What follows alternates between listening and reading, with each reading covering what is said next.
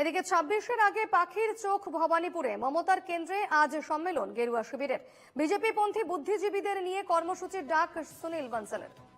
২৬-এর আগে পাখির চোখ ভবানীপুর মমতার কেন্দ্রে আজ সম্মেলন করছে গেরুয়া শিবির।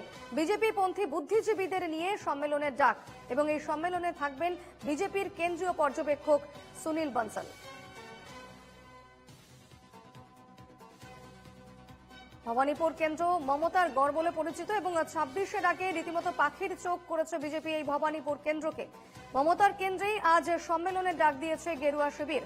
বিজেপি পন্থী বুদ্ধিজীবীদের নিয়ে কর্মসূচির ডাক দিয়েছেন কেন্দ্রীয় পর্যবেক্ষক সুনীল বানসাল। আমাদের সঙ্গে এই মুহূর্তে টেলিফোনে রয়েছেন প্রতিনিধি সৌরজ্যোতি বন্দ্যোপাধ্যায়। সৌরজ্যোতি, মমতার কেন্দ্রে আজ বিজেপির সম্মেলন রয়েছে, কি জানা যাচ্ছে এই বিষয়ে?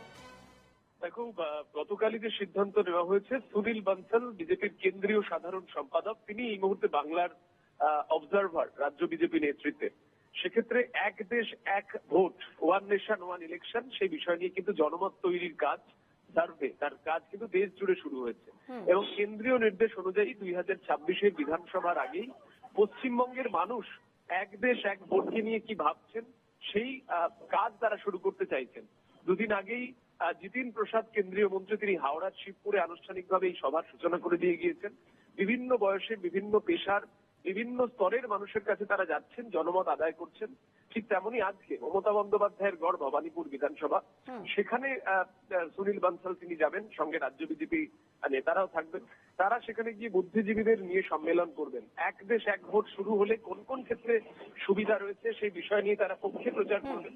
স্বাভাবিকভাবেই গুরুত্বপূর্ণ, আমরা গতকাল যেমনটা জানিয়েছিলাম, কোর কমিটি তৈরি করা হয়েছে শুধুমাত্র এই ভবানীপুরে নয়, এই সভার পর বিস্তৃত জায়গায় স্কুল কলেজের ক্যাম্পাস থেকে শুরু করে যেই জায়গায় বিজেপির সাংগঠনিক ক্ষমতা রয়েছে। ভবানীপুরে যে সম্মেলন শুরু হতে চলেছে, ঠিক কটায় শুরু হচ্ছে এই সম্মেলন? দেখো, বিকেল নাগাদ এই সভা রয়েছে। বিজেপির ব্যানারে না হলেও, সরাসরি রাজনৈতিক ব্যানারে না হলেও, এটি কিন্তু সুনীল বানসাল এই বক্তব্য তিনি সেখানে রাখবেন এবং তার সঙ্গে সুকান্ত মজুমদার সহ অন্যান্য যারা নেতৃত্ব রয়েছেন রাজ্যের, তারাও কিন্তু থাকবেন। নজর থাকবে এদিকেই অবশ্যই। ধন্যবাদ সৌরজ্যোতি।